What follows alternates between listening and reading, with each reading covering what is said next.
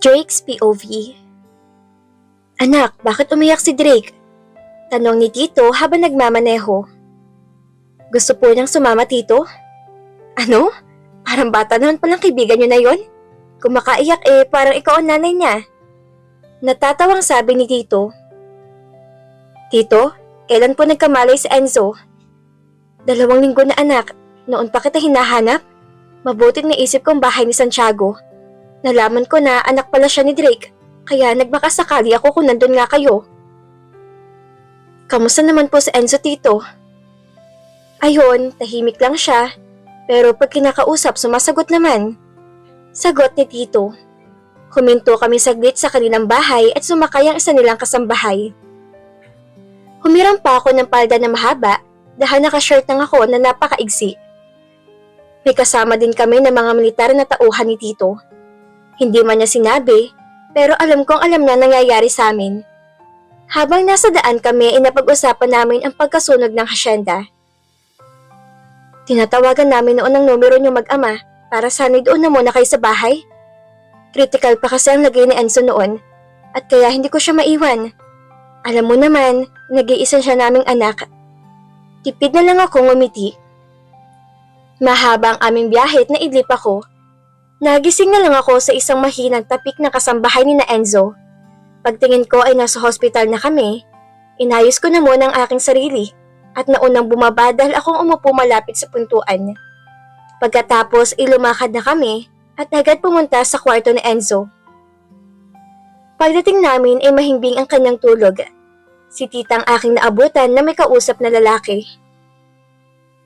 Oh my God! Nandito na yung manugang ko. Kuya, si Agatha, girlfriend ng pamangkin mo. Pakilala sa akin ni tita. Oh, tingnan mo nga naman. Siya yung kaibigan niya. Naalala ko siya. Pero bata pa sila noong huli ko silang nakita sa bahay niyo. Sagot naman ito. Kuya, okay na ba ang lahat? Tanong ni Tito. Siya ang nag-iisang kapatid ni Tito na isang judge. Of course, pirma na lang nila yung kulang. Sagot niya at napalunok ako. O sige, pagising na si Enzo para pipirma sila ng sabay. Tuwang-tuwang sabi ni tita. Napakagatlabi ako dahil parang alam ko ng kanilang pinag-uusapan. Agata anak, pwede ngayon na magpirma niya ng inyong kasal? Tapos pag lumakas sa Enzo, tsaka na lang kayo magpakasal sa simbahan. Tita, wala po ang daddy eh. No, it's okay Agata. Hindi ka naman na minor de edad. Sagot ng kapatid ni Tito. Sige po. Napilitan na sagot ko. Ilang oras na bang natutulog sa Enzo? Malapit ng dinner ah. 3 oras na. Sabi naman kasi ng doktor wag nang gisingin at hayaan siya magpahinga. Paano na yan? Kailangan ko na umuwi mamaya. Magagalit ng asawa ko kung hindi ako kakain sa bahay. Sabi ng tito na Enzo na judge.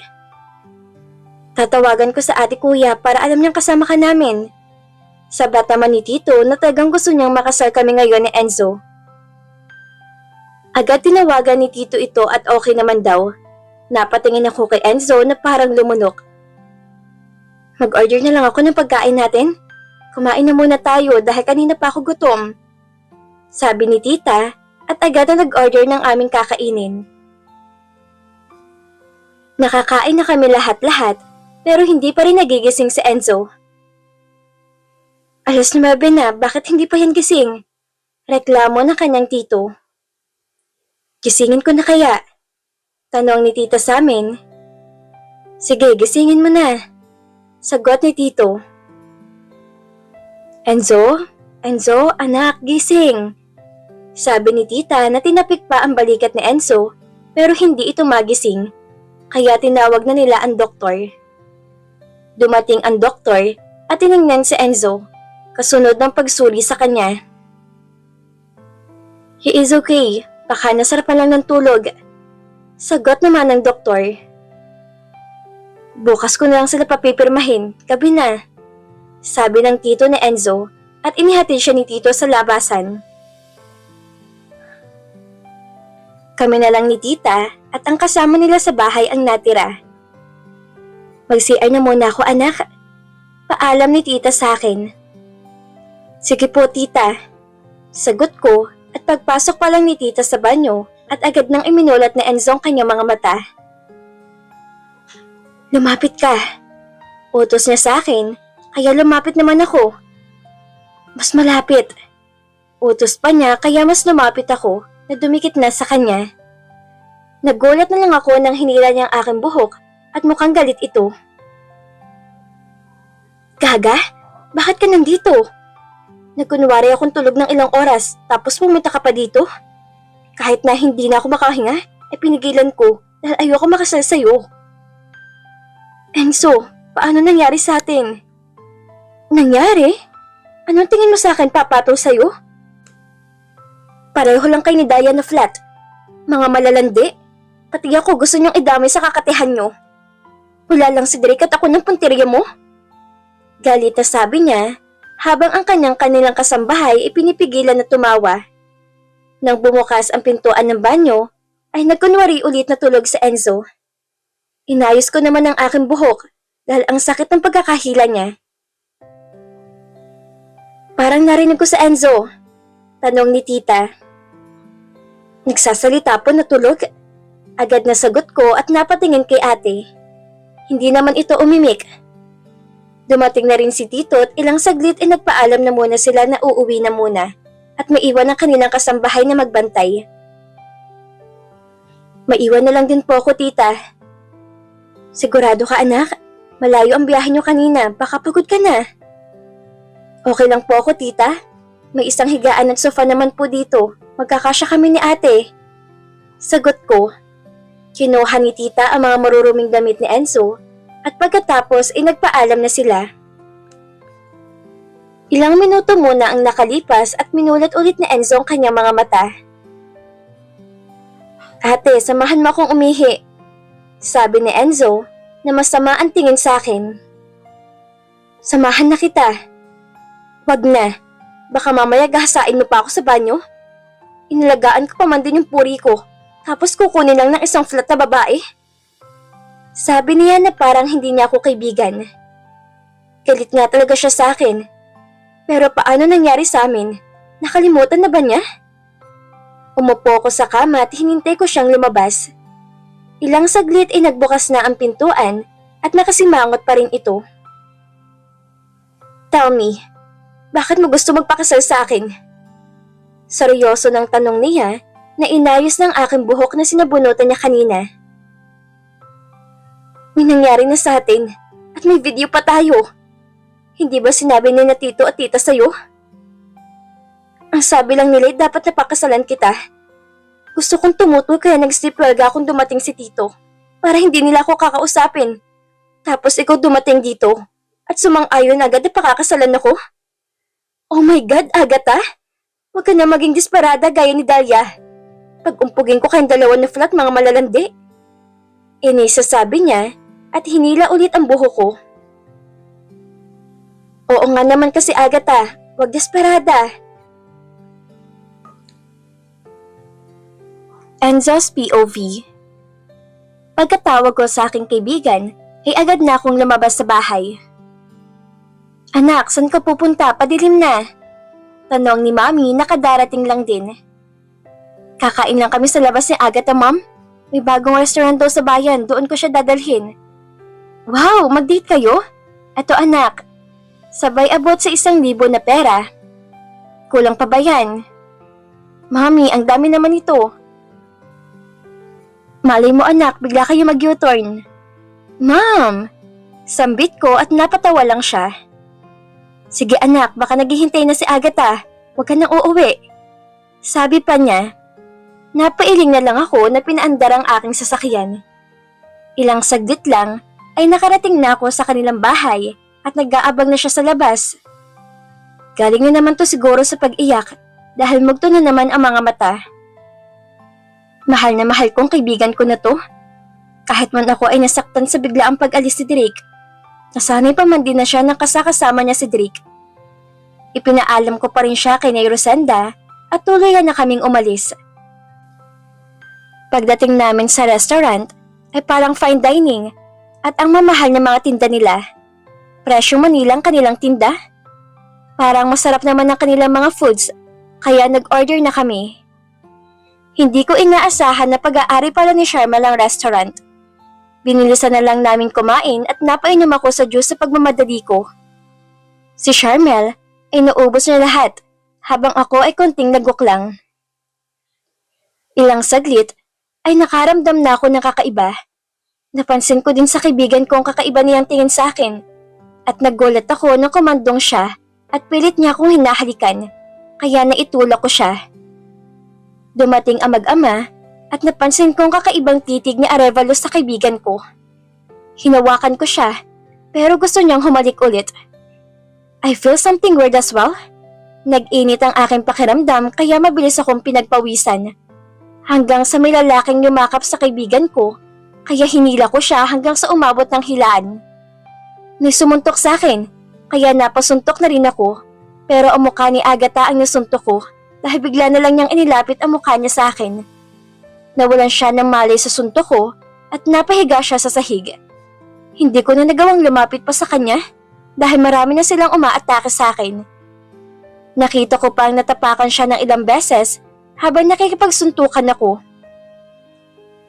Nang ilan ng aking napatulog, ay mabilis ko siyang nilapitan pero may naghampas ng bote sa aking ulo, kaya napadapa ako. At ang tuhod ko ay lumanding mismo sa kanyang gitna.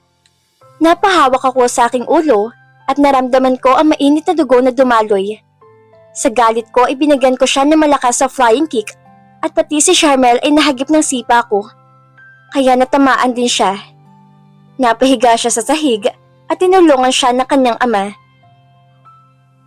Pagkakataon ka na para makatakas kami ng kaibigan ko dahil wala ni isang nag-abala na tumawag ng pulis o tumulong man lang. Binuhat ko siya na wala pa ding malay. Mabuti at sa harapan lang ako nagpark, kaya mabilis ko siyang naisakay. Hindi ko na nailagay ang kanyang seatbelt sa pagmamadali ko dahil may mga lumabas ng tauhan ni Arevalo. Mabilis kong pinaandar ang aking sasakyan. Napamura ako dahil may bumunggo sa likuran ng sasakyan ko, kaya binisan ko pa ang pagpapatakbo. Ilang beses sila na nabunggo ang aking bumper at medyo nahihilo na rin ako dahil patuloy ang pag-agos ng dugo sa aking ulo. Malakas silang binangga ang likuran ng aking sasakyan, kaya nawala ako sa kontrol. Agad ko na lang niyakap ang aking kaibigan at damang-dama ko ang mga matutulis na bagay na tumusok sa halos buong parte ng aking katawan, lalo na sa aking likuran. Hanggang sa nagdilim na ang aking paningin. Nagising akong hawak ni Mami ang aking kamay. Nauuhaw ako, kaya konting tubig ang pinatak nila sa akin labi. Ayon kay Mami, ay ilang buwan na akong koma. Mahigit 1 linggo din ako na hindi makapagsalita hanggang sa bumuti na ang aking pakiramdam. Nasasagot ko na ang lahat ng kanilang mga tanong hanggang sa nasabi ni Daddy na kailangan kong pakasalan si Agatha. Nagpanggap tuloy ako ulit na mahina pa. Dinig na dinig ko na hinahanap nilang kaibigan ko, kaya gabi-gabi ako nananalangin na sana ay magtago na mabuti ang aking kaibigan. Dahil kung mahanap siya ni Daddy, ay ako mismo ang uubos ng kanyang makapal na buhok. Dumating ang araw ng aking kinatatakutan. Nahanap ni Daddy si Agatha at on the way na sila. Tapos ang aking tito ay nasa hospital na rin para siya na mismo ang magkasal sa amin. Nagpanggap akong tulog at ilang oras nang narinig ko ang boses ng aking kaibigan, ay pigil na pigil akong bumangon at isubsob siya sa sahig dahil ang gaga, pumayag na makasal sa akin. Ihi na ako at pakiramdam ko ay lalabas na talaga, kaya pag-alis na ng magulang ko ay sinabunutan ko na muna si Agatha at nagpasama sa kasama namin sa bahay na magbanyo. Sa banyo ay kinausap ko ang aming kasambahay na tahimik lang ito. Pumayag naman siya dahil ayaw niya makita ulit na bugbugin ako ni Daddy. Paglabas ay hindi ko na napigilan na pagalitan ng kaibigan ko. Napasubunot ako ulit sa kanya at sinasabi na may nangyari sa amin. Agatha Rojas, ito yung sasabihin ko sa'yo. Walang nangyari sa atin. Paanong skandal natin? Anong skandal na sinasabi mo? Inis at tanong. Ay, may copy ako niyan, Enzo. Sabat ni ate. Kinuha niya ang kanyang telepono sa kanyang bag at ibinigay niya sa akin. Pinindot ko yung video. Mukha nga namin ni Agatha ang nandoon. Pero napasalubong ang aking kilay. Dahil ang hita ng lalaki na kamukha ko ay walang nunol sa kaliwa. Agatha, I'm sure hindi ako ang lalaki. Look, ang liit ng ano niya at wala siyang nunol sa hita. Tingnan mo to. Sabi ko na itinaas ng bahagya ang pang-hospital na damit ko. Oo nga, sabi niya at kinuha niyang kamay ko at cellphone. Bakit medyo maitim ang kilikili ng kamukha ko? Hindi naman ganyan yung kilikili ko Sabi niya na pinatingin pa kay ate. Ang layo naman ng kilikili mo sa kilikili ni Agatha. Sabi din ni ate. Inamin ni Agatha na ngayon lang niya napanood ang video, kaya napahila o kulit ng buhok niya. Ang tanga mo kahit kailan. Iskandal mo, di ba dapat pinapanood mo? Gaga? Dinadamay mo ako sa katangahan mo. Inis na bulyaw ko, pero masaya siyang yumakap sa akin. Sorry na Enzo. Naiiyak na sambit ni Agatha. Sinabi niya sa akin ang nangyari sa kanila at ang pagkasunog ng kanilang hasyenda. Naiyak tuloy ako dahil kinawawa palang maganda kong kaibigan habang wala kami ni Drake. Sinabi din niya ang tungkol kina Charmel at ang kanyang ama, kaya halos masuka ako. Nagkwentuhan na lang kami hanggang sa nakatulog kaming dalawa na magkatabi sa aking kama.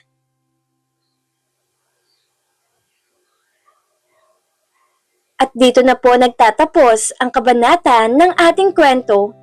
At sana'y muli niyo po akong samahan sa mga susunod pang kabanata na ibabahagi ko sa inyo. Maraming salamat po at ingat po tayong lahat.